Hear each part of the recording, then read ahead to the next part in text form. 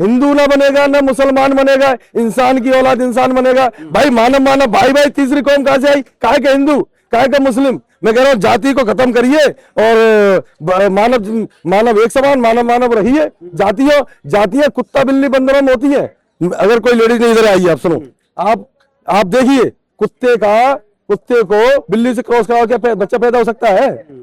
भैंस को अगर हाथी से क्रॉस कराओ क्या हो सकता है? नहीं हो सकता ना। तो बोल रहे थे मेरी सुन लीजिए, उनमें जातियां हैं, हम लोगों में जाति नहीं है। हम तो मानव में जाति तो चतुर चालाक लोगों ने बना दिया, हम लोगों को बांट दिया है। और भाई हम लोगों को जिस दिन आंख खुल जाएगी और उनको तो आगे ये भी तो आगे खुल गई है, आगे खुल गई है, इसीलिए उनको दर्द होगा। वो तो ये कह रहे हैं ना कि सुअर से शेर पैदा नहीं हो सकता। अरे तो तुम काहे के शेर हो? किसने कह दिया तुम शेर हो? तुम्हारे क्या 10 सर है क्या 20 हाथ है? क्या तुम 15 फीट के लंबे हो? काहे के हो? अरे तुम तो, तुम्हारी बात करके कह दी जाए तो तुम तो इतने हो कि तुम पलते ही हमारे लोगों के ऊपर हो। हमारे ऊपर, हमारे लोगों के धन संपदा से पल रहे हो तुम। वो तो ये कह रहे हम काबिल हैं। अरे काहे के काबिल हो? काबिल हो तो बराबर आ जाओ ना, बराबरी करके तब करो ना। तुम मोटरसाइकिल बैठोगे, हमसे कहोगे पैदल आ जाओ दौड़ ले, कैसे दौड़ लेंगे भाई? यही तो समानता लानी है। बाबा साहब ने संविधान में यही तो समानता लाई थी। मैं इनको इस बात का दर्द हो रहा है। और शिक्षा इन्होंने इसलिए महंगी कर रहे हैं कि शिक्षा सवाल पैदा करते हैं। कह रहे हैं कि हम काबिल हैं इसलिए विश्व गुरु बना रहे हैं। अरे विश्वगुरु, अरे साला विश्वगुरु, हम उधर का अमेरिका का कोई सामान लेंगे तो हमें 18% देना पड़ेगा। वो हमारा कोई चीज जाएगा, निर्यात होगा, हमें 18% देना। उधर से हमको कोई टैक्स नहीं, उनका उन पर कोई टैक्स नहीं लगा, वो आके यहाँ पे धंधा करे। तो ये तो एक तरह से हम उनके पैर दबा रहे हैं। डंका नहीं बज रहा है। अरे डंका हो रहा है, पैर दब रहे हैं। और ये तो 81 के भी अड्डे, जो अड्डे बने हुए थे उनकी पोले खोलना ही देखा है आपने? Epstein file. हाँ तो आप देखिए, मैं आपसे आपके चैनल के माध्यम से कहना चाह रहा हूँ, अगर आपके अंदर वो है तो उनको दिखाइए, इनके छोड़ेपन को दिखाइए, इनके गंदे घिनौने कार्य को दिखाइए, दिखाइए। उसमें नाम आ रहा है और अनिल अंबानी का भी सबका आ रहा है, मोदी का आ रहा है, और वो कौन सा सरदार है, वो कौन सा है? हरदीप सिंह पुरी। हाँ उसका आ रहा है, पुरी हुई है, पुरी है कि पुरा क्या है साला है? इनके आ रहे हैं। ये क्या करते हो तुम वहां जाके? ये इसीलिए ये देश है। अरे बेटी बेटी एक समान, चाहे बेटी हमारी हो चाहे उसकी हो। आपकी बेटी के साथ हो जाए तो बहुत गलत हो गया, दूसरों की बेटी तुमने खिलौना बना रखा है। प्रधानमंत्री का नाम आया है तो क्रेडिबिलिटी तो बनती है ना जनता के सामने। अरे इसीलिए तो नहीं आ रहे संसद में आगे नहीं जाए भाई। चाचा आते हैं और वो भी मुंह छुपाते आए ना संसद में। डर रहे उन्हें, डर है। कायल है ना। आंखें देखिए, आंखें किसकी झुकती हैं? जो चोर होता है, जो हिंग लेता है। आपने देखना है, बच्चा को देखिए, उदाहरण के लिए जब बच्चा पोटी कर लेता था तो उसकी नजर नहीं हो जाती, या टॉयलेट कर लेता है तो उसकी नीचे नजर हो जाती, इसीलिए तो वो, ये तो मेरा ये उदाहरण है। दूसरा मैं ये कह रहा हूँ, आपको यूजीसी से आपत्ति है, आरक्षण से आपत्ति है तो जाति खत्म कर दीजिए।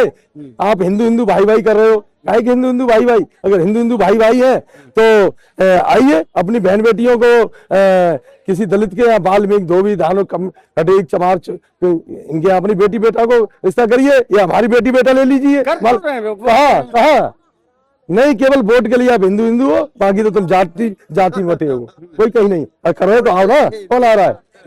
कह रहे हम तो छुआछूत नहीं मानते, जाति नहीं मानते। छुआछूत नहीं मानते फिर क्यों परेशान यूजीसी पे?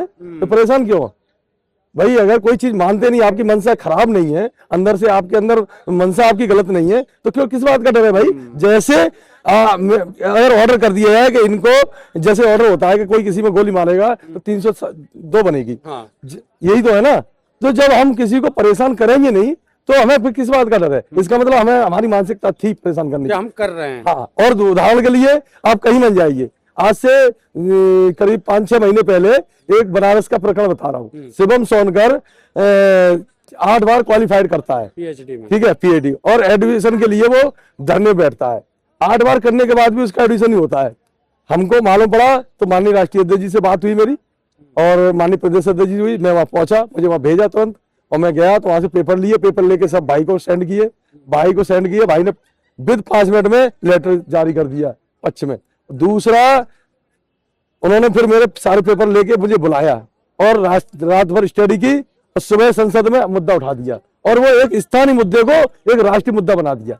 और राष्ट्रीय मुद्दा बनने के बाद 20 दिन ये धरना चला, और 20 दिन के बाद हमारे देश की सरकार झुक गई और शिक्षा मंत्री धर्मेंद्र जी झुक गए और उन्होंने फिर यूजीसी ने अपना नियम चेंज किया।